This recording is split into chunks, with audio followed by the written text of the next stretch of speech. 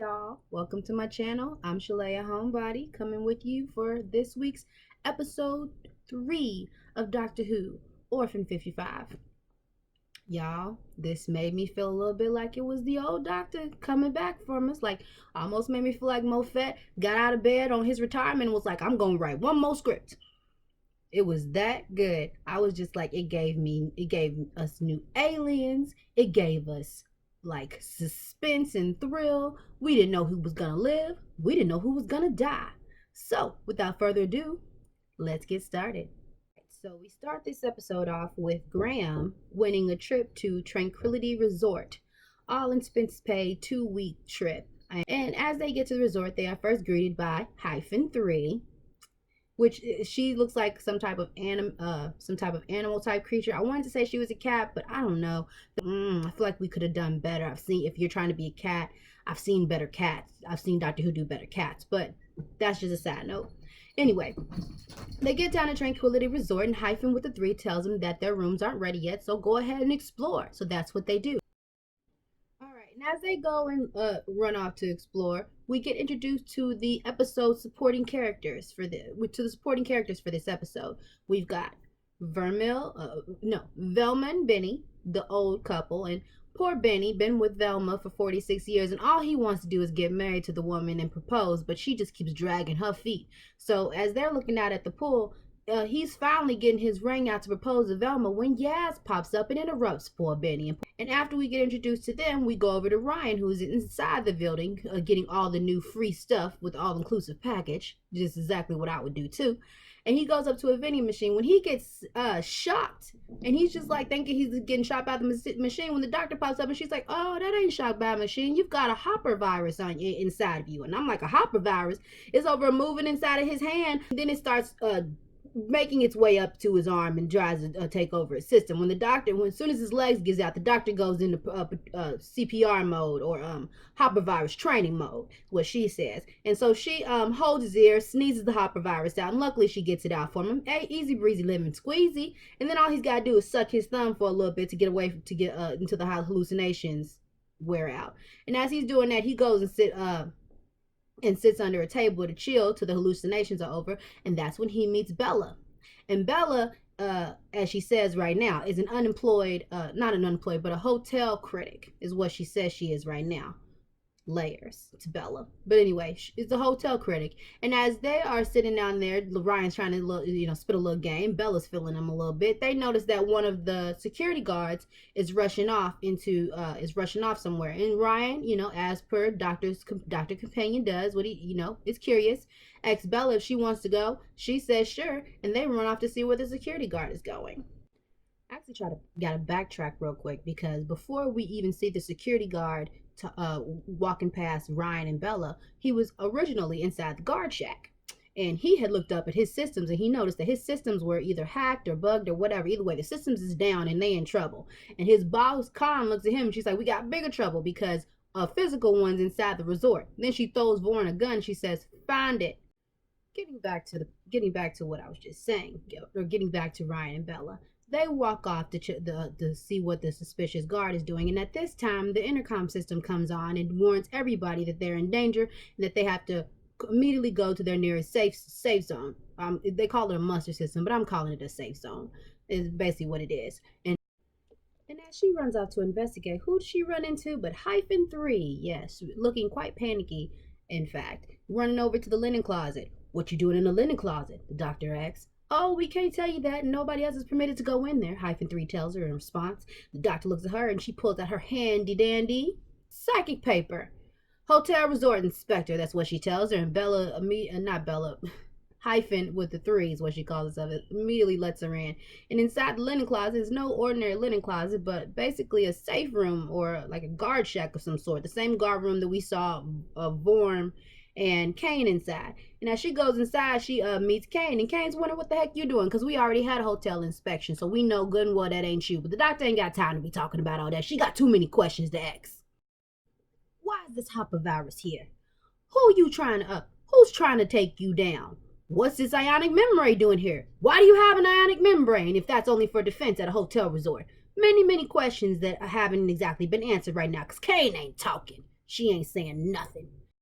And poor Vorm, he is panicky. And I would be too if I'm about to run after I don't know what. I haven't seen it before. All I know is we got the guests running, stuff turning over, tables turning. Next thing you know, a guest is quickly crawling on his hands, talking about "help me, it's got me," and then being pulled back. And at this point, I'm looking at Vorm like, "Fall back, my dude, fall back," because old girl tell you just find it. Don't do nothing else. Just find it. But we don't know what's gonna happen with Warren because we cut back over to the doctor inside the linen closet, and he's just informed her that he spotted the thing, and she's like, "Don't touch it till I get there." And the doctor's like, "What you mean? Where are you going?" And she just it's again, Kane ain't saying nothing. She's tight-lipped. She ain't saying nothing. The doctor's telling her the Hopper virus has messed up your systems and everything is down, so that teleportation thing ain't gonna work.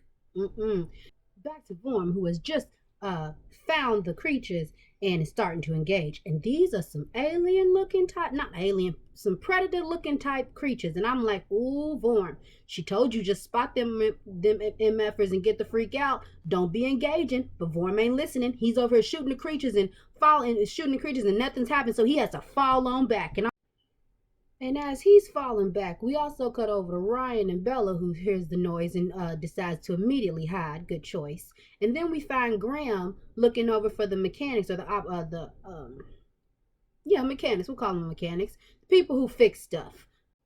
Nevi and Silas. Yes, Nevi is the father, Silas is the son. And as I'm looking through these horrible green wigs that I don't even want to look at, honestly, but as I have to force myself to see through these green wigs, I notice that the boy looks quite familiar. And I'm like, who is this? I know this boy. I'm like, this round face, these chubby cheeks with these big old round eyes. Where do I know this child from? And then as I look further, it dings on me. I'm like, Roger. Oh my God. His Dark Materials, Roger. You're back. You've come back from the dead. But as they're wearing these horrible green wigs, you see that Nevi and Roger are in a constant bickering over how to fix the thing. And I slowly learn, and you slowly see that not Roger, his name is Silas on this one. You can slowly see that Silas is more of the brains of the operation than his father is. And it is further taken home when they are trying to fix a machine, and Nevi thinks he knows what he's doing, but then Silas has to go over and basically correct him to get the machine actually fixed. And this is actually interesting to note because it is going to happen throughout the episode. Cut back over to Ryan and Bella, who are in hiding away from the alien. Next thing you know, a guy runs over and he's like, "Oh my God, he's seen me!" And I'm like, "Oh no, he saw you!" And me and Bella had the same reaction. We gotta find somewhere to hide. And so they hide off in the cut while the creature comes in, and they get a real good look at this creature. And I'm like, "Oh, it is a nasty looking face." I'm like, whoever did this face was real brilliant. It's like a combination of human / predator from Alien and Predator. But anyway, this new character is called the Dregs. Or this new alien is called the Dregs. Anyway, it is now currently terrorizing Ryan and Bella, who are hiding. And as they're hiding, the doctor is back in the linen closet trying to figure out what to do and how to save everybody. But she to make sure to tell -3, you need to get all the people into here. And so that's what -3 does. As soon as she sees Graham and Nevi and Silas outside, she tells them to come on into the linen closet. And that's when they see the doctor. And the doctor's trying to get that ionic membrane back up and running. Remember, that was the shield that helped them with the creatures. Any creature that it does not have in its system, it will automatically terminate. So that's why she's got to get that system back up and running. And as she's doing that, Ryan and Bella are back hiding, and they look at Overdue. Remember the guy that ran in earlier talking about he saw me, and they're telling him not to run. And he, of course, don't listen, and he decides to run, and that's when he runs into the Dreg, and the Dreg kills him. Finally, the doctor cuts on the ionic membrane. It activates and destroys the Dregs. Whew. Another close call for the doctor and his companion, and her companions, actually. Now that's all settled, everybody can regroup. The doctor quickly tells them the ionic membrane killed the creatures. Open that door and because I got friends out there. I'm just like, now they got to look at all the aftermath. They look at the screen and they see all these little circular dots, and I'm like, what are those? And they're like, they represent all the casualties made by the Dregs. And I'm like, there was a lot of circles. There was a lot of circles on that screen. A lot of casualties, and I'm just looking like, as I'm seeing a lot of casualties, my doctor sense is tingling. I'm like, people dying. It's intense. When it gets intense like that, it's like it brings back all the old doctor memories, where we all feared for, the companion and the doctor's life. We all see that they had a group of supporting cast members, and we always looked at them like, who gonna live? We all know half of y'all gonna die. Maybe more than half. Like I said, it's like almost like Chimble called Moffat and he was like, need some pointers. And Moffat was like, kill them all. And Chimble agreed, and he did his very best. And I was really feeling like we was gonna lose a few characters along the journey of this episode on this one. But anyway, the Kane and Vorm open the doors back up, and then everybody goes outside to try to find Ryan. I actually got to do another backtrack, because before the doctor had had activated the ionic membrane, we saw that Yaz, Benny, and Velma also run into the linen closet. But poor Benny sees that Velma, remember, they've been with each other for 46 years, so he knows Velma like the back of his hand. And he knew that she had dropped her hat. So Benny, being the kind-hearted Benny that he is, goes back to get Velma's hat. And as he goes back to get Velma's hat, all we hear is growling noises from the dredge and Benny screaming. And I was like, Benny, poor Benny, no, why would you go back for your girl's hat? And then this is significant because as we fast forward back to the current time, after the ionic membrane is activated and everybody can open the doors, Velma looks over and she's like, Benny, I forgot my hat. And I'm like, girl, Benny already knew you forgot your hat. That's why he ain't there. And that's when Velma looks over and she's like, Benny's not here. And I'm like, no, yes, of course Benny's not there because he went to go get your hat. And so now the doctor and Kane are walking outside to try to figure out all this, try to assess all the damages that's going on. And then they notice that the dregs got in through a hole in the wall. And Kane mentions that that's not supposed to happen because the dreg, we have these shields, is what she says. We have the shields to protect us from the dregs. But somebody hacked the shields. The dregs ain't gonna hack no shields. Somebody else hacked the shields and the dregs came in and took advantage of it. She uses her little beep beep beep device, and next thing you know, a freaking wall pops up out of the thin air. And that's when the doctor and everybody realizes that this is not a real resort. We thought this was a place. No, this is not a place. This is a simulation. This is a fake-cation is what they call it. A fake-cation. And so basically everything you see other than the resort and the pool are all fake. All the scenery is all fake. And what is it hiding? What is outside of the scenery, you may wonder? But a barren wasteland. Yes. Tranquility Resort is basically a vacation in a barren wasteland, which is not even supposed to be in barren wastelands, because barren wastelands are barren or what they call an orphan planet. Is an orphan planet because it has been completely destroyed. And she also tells Kane that she heard her little conversation with Vorm about how there's no O2. So now she knows that there's also, not only is this an inhabitable planet, but it's also a planet where outside of the resort, you can't breathe any of the air. So we're kind of screwed.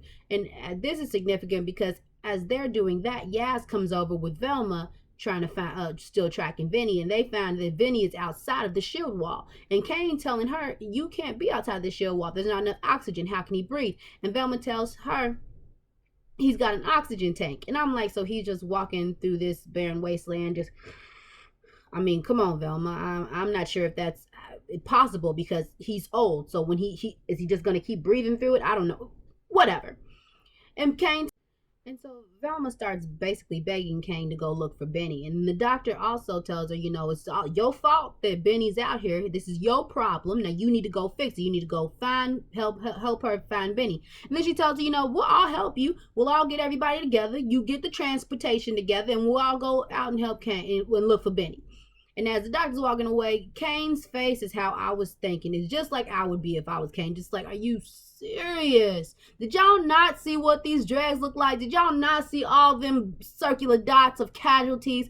This is serious. We about to run out here, risk everybody's life for this one old man who's literally on his last leg, his last oxygen tank. Are we serious right now? But I digress. If you the doctor or the doctor's companion, you do the right thing, and that is what they are going to go do. So they all get together and get together and gear up to go look for Benny. And as they're going, they got their little oxygen tank, transportable oxygen tanks on their wrist. Make sure you conserve it. When it's green, you're good. When it's orange, you're in trouble. When it's red, you're dead. And as they're all gathering to go get into the transportation vehicle, Graham goes up to Nevi, and this is another part where you realize that Silas is more the mechanic than Nevi, because Nevi looks at the thing and says, "Oh yeah, it's green, you're good." And then Silas is looking at him like, "No, actually, Dad, this is not right," and he fixes it. And that's when me and Graham is like, "Well, thank God for Silas, because he, what else would we do without him?" And then Nevi tells him, "Oh, now we can go out to the transportation thing." And he's like, "I built that. Haha." And me and Graham, I swear, Graham is like my spirit companion, because everything I be thinking, Graham says. Because as soon as Nevi said, "I built it," I looked up, me and him looked over at Silas and was like, "Please tell me you helped him build that." Meanwhile, while they're having the conversation, the doctor and Kane are also having a conversation. And the doctor's like, "Girl, you owe me some explanations." And Kane's looking at her like, "I don't know you shit." And but Kane ain't got no time to answer the doctor's questions, because she just told her, "Get in the look, you want to find Benny? Get in the truck. We gotta go." Honestly, I don't know how I feel about Kane right now. On one hand, I'm just like, okay, well, you are responsible for all this. But on the other hand, I feel like Kane's not actually a bad person. Maybe just misunderstood, maybe a little money hungry, but she risks her life to make sure that her subordinates are okay. And it doesn't seem like she's like a terrible, terrible person. So it's like, I don't know. In the elimination of supporting characters, I'm not sure if I hope Kane is one of the passing or the dearly departed, or if I want her to stay alive. Now they're taking off in the uninhabitable wasteland, as it were, and uh, as they're driving, the doctor, of course, starts wanting some answers, but the companions have some questions first. First, what's an orphan planet? They ask, and she tells them basically an orphan planet is an uninhabitable planet where basically all the elites on the planet left and wrote the planet off to like the universal government or whatever, just saying, no, they no longer want the responsibility of the planet. And so it becomes an orphan. Oh, that's actually sad. I wonder if that's like how Pluto felt when it got taken away. But anyway, back to what I was saying. As she tells them that, she also looks over at Kane, and she's like, "What's your angle? Why are you even on this planet?" And basically Kane tells her, in a few years with terraforming, we can get the CO2 levels down, and this will be back to being a habitable planet. And that don't matter. What matters now is we looking over at the trace, and we see that Benny's has turned around. Not only has Benny turned around, we notice that Benny is going to 37 clicks per hour, which is a lot. He's going way too fast for an old man dragging an oxygen tank. And so Kane tells Vorm to abort the mission. And doctor's like, "Why?" And she's like, "Girl, he's going to 37 clicks. He's clearly being caught by them dregs. We aborting the mission." And that's when Velma gets a little gangster. She's like, "If they got my Benny, we're gonna get him back." So tears off her necklace and she throws it at Kane. And she's like, "That's worth a fortune. If you want some money, Kane, you've got it. You better get my Benny." And then Kane's looking at it real skeptical, like she really do want to pick it up, and at the same time risking her life is quite stupid of her. And so now she's feeling the pressure. And Kane's like, "Forget the terraforming equipment. This is a man's life. Are you really going to put a man's life at stake?" And, after crumbling under pressure, as Kane does, she picks up that necklace because, she wasn't going to let that go. Shrewd businesswoman. And so she tells Vorm to go on and follow the trace. So Ryan and Bella have a nice little conversation. Do a little backtrack. Ryan actually confesses and tells her, "When I told you I was like surgical pilot, I was lying." Bella's looking at him like, "Fool, I already knew that." But then Bella has a confession of her own. And she tells him, "I'm not a hotel critic and I'm not unemployed. Basically, I used to work for my dad and now I'm unemployed." She said, "I'm not a hotel critic. I'm unemployed. I used to take care of my dad. I was my dad's carer, but now I don't. But now he's passed away." And Ryan can relate to that because he's lost his mom and his grandma. As they are driving, they run into a crack, or a hole was made for them. Either way, the car crashes or gets stuck, and now they are stuck inside of the Dregs territory. I'm just like, as usual, this reminds me of old Doctor Who. The suspense is going. I'm like, so now y'all stuck inside of a Dredge territory. I know half of y'all ain't gonna make it. The half of y'all that I thought was gonna make it just turned into like a fourth of y'all in this Dreg territory. And I'm like, who gonna be the first to go? That's my question right now. Who's gonna be the first to go?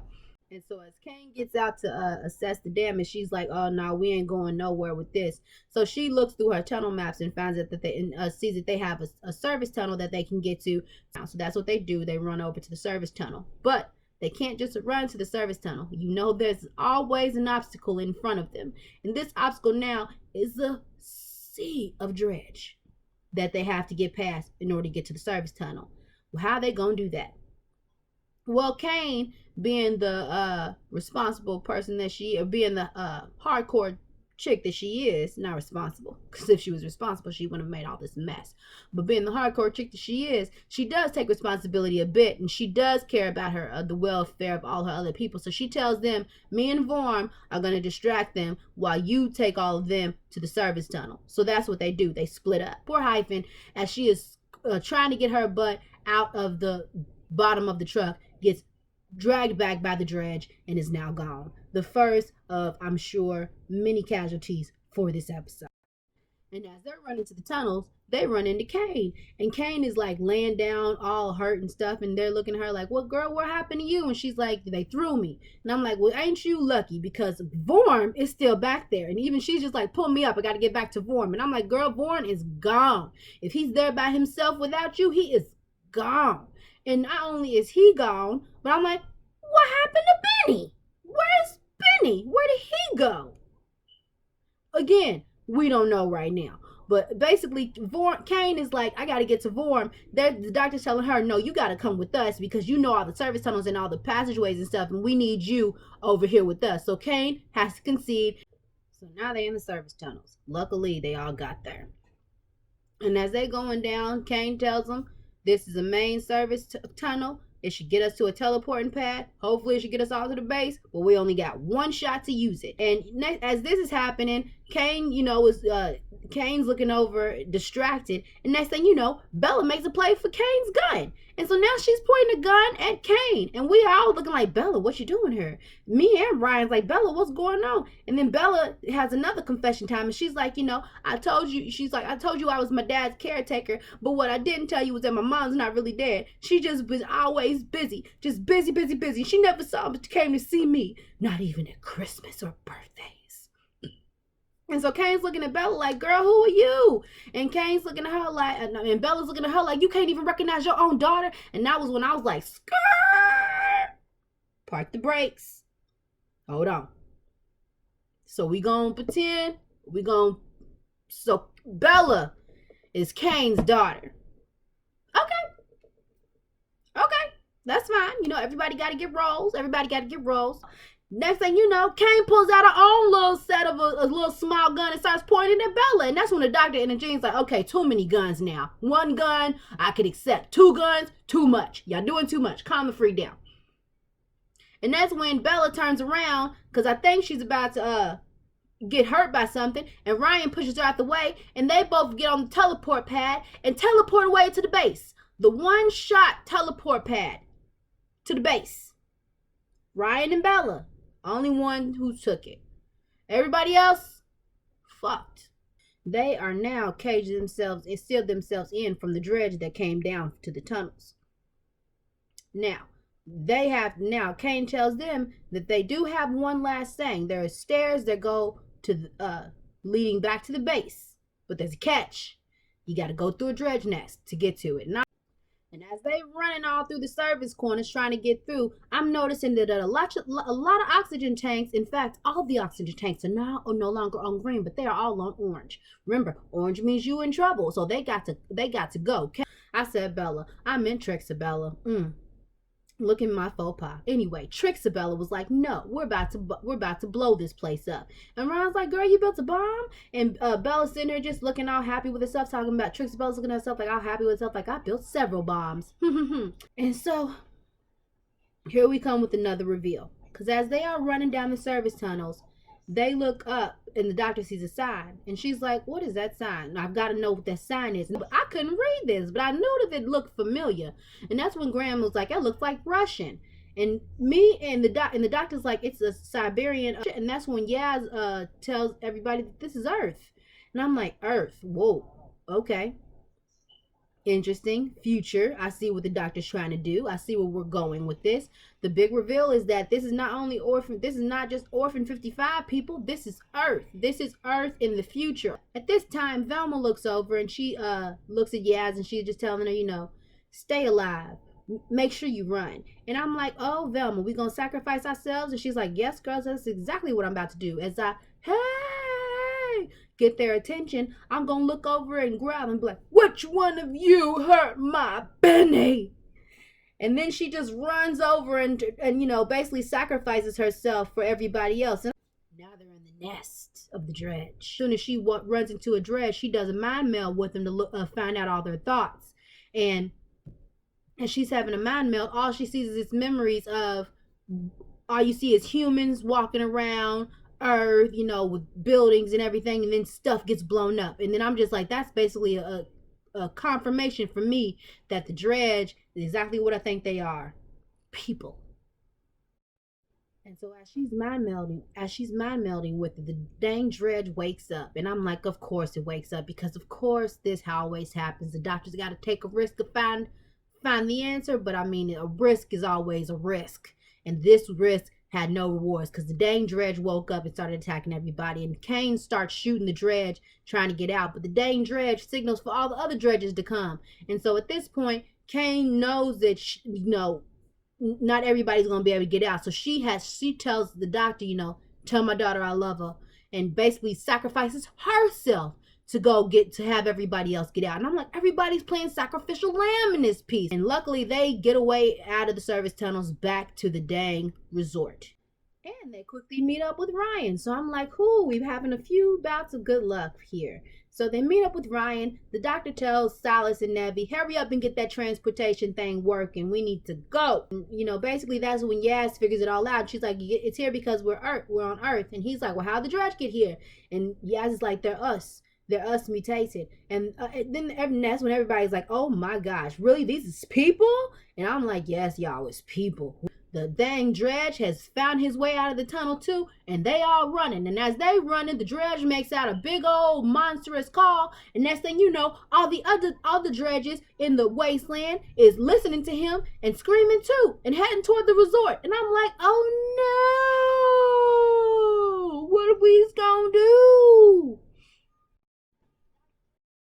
So they all make their way back into the linen closet, and where Nevi and Silas are trying to get some stuff, get the teleportation thing fixed. And as usual, Silas is trying to tell Nevi how to work the machine, and as usual, Nevi is not listening. But the different this time, I knew it was gonna bite Nevi in the butt, was Silas was tired. Silas was tired of always trying to hear his father's stuff. Always trying to hear him tell him that he knows more, and Silas already knows that that's a lie. So instead of sitting there calmly or trying to address his father in a more mature way, because Silas ain't mature, he's like 7, 9, or 10. He's still emotional. And he lets his emotions get the better of him. And he runs out of the linen closet. Not smart, Silas. A smart boy making, letting the emotions get control of him at this point, and made a very not smart decision. But unfortunately, the doctor and them don't notice this yet. They're too busy noticing that the ionic membrane is collapsed, does not work anymore, and the dredge are getting through. Problem: we need to evacuate as soon as possible. Only problem is the teleportation beam takes Silonium-4 fuel. It takes a special Ceruleum-4 fuel, and the only problem is they only got Ceruleum-3 fuel. And I'm like, ain't this a mother? So the doctor tells them all we need for the Ceruleum-3 to get Ceruleum-4 fuel is to mutate the Ceruleum-3. Luckily, you just need a hopper virus to do so. And they all run off to go do what they was told to do by the doctor. But unfortunately, the dredge still keep coming, and there's a lot of them. And so they are all on the transportation pad trying to get the freak off, when that stinking computer has the nerve to open its mouth and say, over capacity, cannot transport. And I'm like, over capacity? Over capacity? Y'all know what that means? That means somebody got to get off. And lo and behold, but Trixabella looks over at Ryan, grabs him, gives him a sorrowful farewell kiss, and jumps her butt off that helipad. I'm like, if ain't nobody else like they dang mama, who comes in to save her but Kane? Kane pops back up, y'all. I'm like, Kane, where'd you go? How did you get away from those dredge? But then she's like, girl, I ain't got time to worry about that because I got to save my daughter. She looks at them and she tells the dredge, ain't nobody touching my daughter. And I'm like, yes, but the problem is, what are y'all two going to do now? Because neither of y'all, I'm like, this is just further adds to the overcapacity. So now you both heard trying to defend, but that's she just looks at him and smiles, and the teleportation pad takes them away. And that's the last we see of Trixabella and Kane. Are they casualties of the dredge? Are they not? But at this point, back on the TARDIS, in the present time, they're not even alive yet. So we're just left to wonder. And basically, the doctor tells them, that is just one possible future. That is just one possible thing that could happen.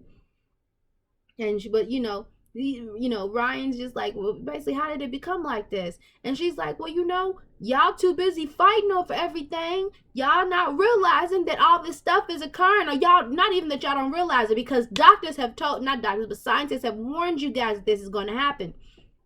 Scientists warned you guys for years to listen, but you never listen. Too busy fighting over stuff, having wars, causing destruction. Y'all don't want to do anything about it. Y'all don't want to change your future. But then she tells me, and she's like, I wish I could tell you that it was not going to happen, but I can't even tell you that. But, at this point, you ain't going to know until, you change. Millions of, the earth doesn't get like this in one day. It takes millions of thoughts and ideas to change things. Billions of ideas, billions of thoughts to change everything. And so this is just a possibility. You don't know. But you know what we do know? If we don't change, we are all probably going to end up mutated like the dredge. So that was the episode, guys. That's all there is. There isn't anymore. Shout out to Madeline if you know that theme song music. But that's the end of the episode, everybody. It was good. It was very good. It was definitely my remark from last year about not enough killing. It definitely is like Chimbal heard me and was like, girl, I got you. And then I was like, this one I was halfway like, ooh, Chimbal, let's reel it in a little bit. You killing a little too many people. Some of these people I actually like. I enjoyed the story that they told. I enjoyed the simulation of the resort. I enjoyed lots of the supporting cast. It was good. It was a very good episode, and it makes me can't wait. That does not sound right. It makes me anticipate more the next episode. That also doesn't sound right. Either way, I got a brain fart. I'm sorry, I got a brain fart. I honestly have not had no sleep. I worked the night shift. I got home, took a shower, watched Doctor Who, and started recording these videos. So at this point, my brain is fried and I'm running on fumes. So if I sound like out of it, that's why. Sorry, y'all. But I hope y'all enjoyed the review. I hope you enjoyed watching the Doctor Who episode if you watched it as much as I do. And I also hope that you cannot wait to see the next one, because hopefully that means that you will come back to join me as we go over episode 4 of Doctor Who. Bye, y'all.